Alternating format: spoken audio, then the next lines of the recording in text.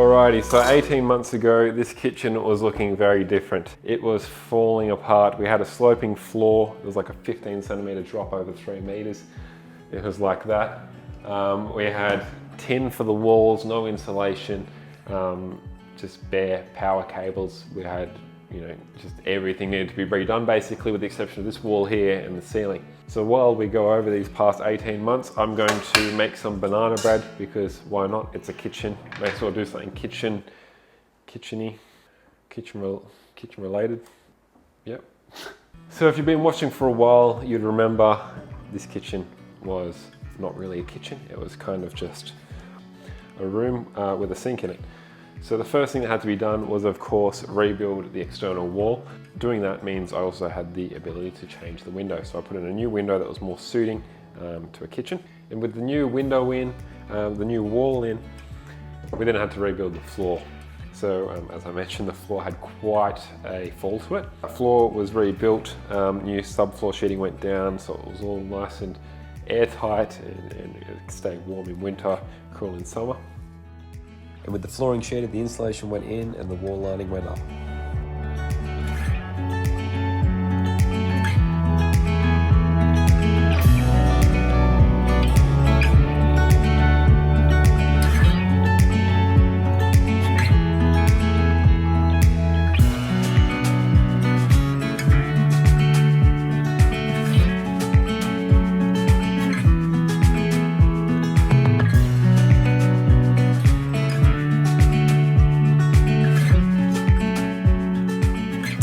With that complete, I then got out the spray gun and put some paint on the walls. Now I went with a grey, just like I did in the living area and the rest of the house. On the edge, looking out with no parachute.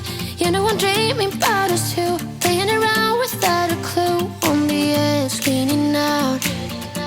With us, it's all or nothing. Oh, but guess I need more of you.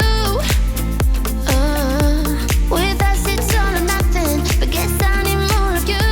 You say it during night, but in the morning. So with the floor down, walls up, gyprock up, painting complete. Next thing, of course, was to install the new flooring. Now for this, I went with a floating floor. With us, it's all or nothing. But guess I need more of you. You say it during night, but in the morning you're asleep.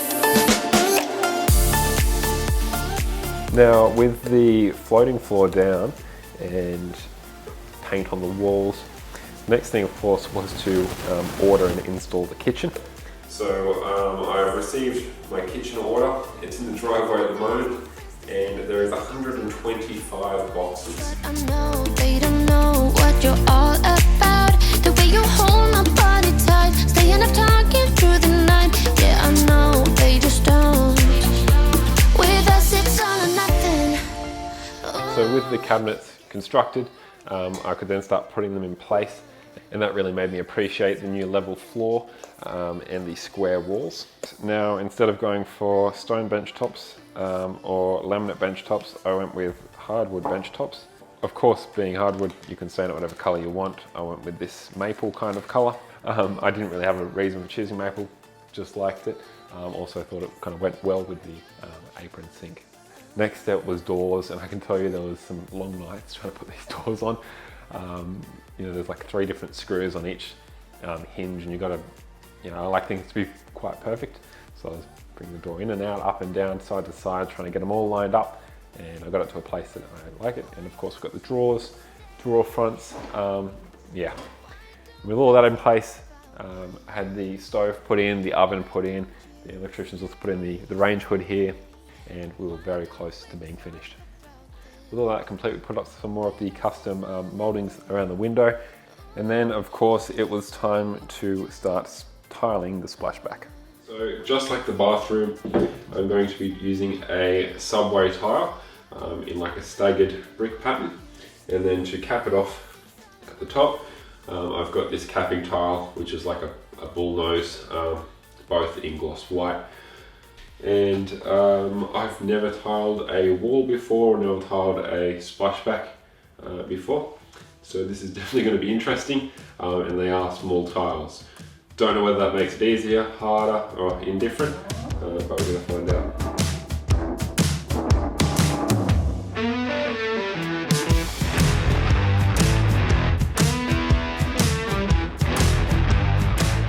And now when I was doing the splashback is when things got really interesting. I was putting the tiles up on the wall and making sure the light, anything. Anyway, I really liked to put the splashback up.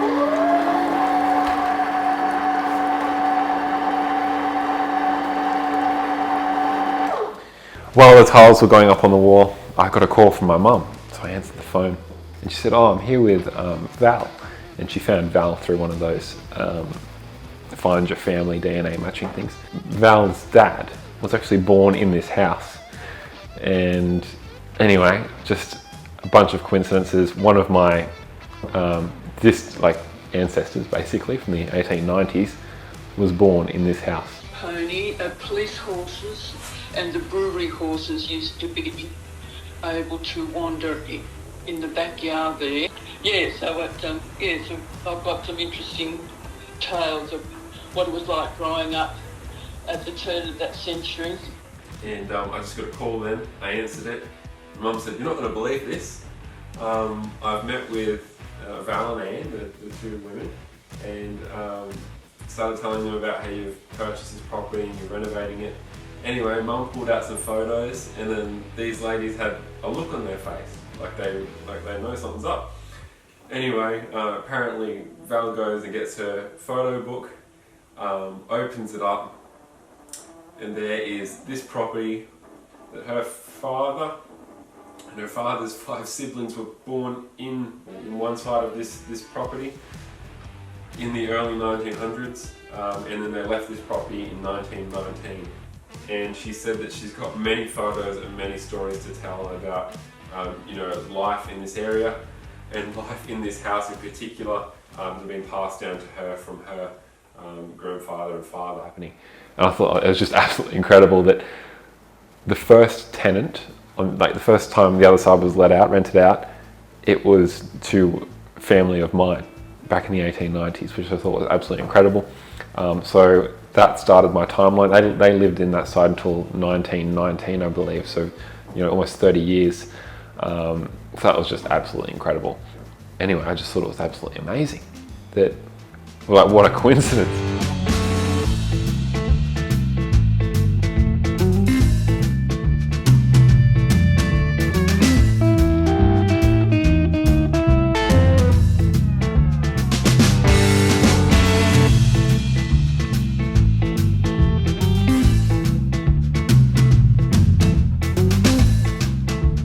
This says 10 minutes preparation time, but I'm up to like half an hour now and I haven't even got flour in the pan. I was at Bunnings the other day and they've got the sausage sizzle, as you'd know.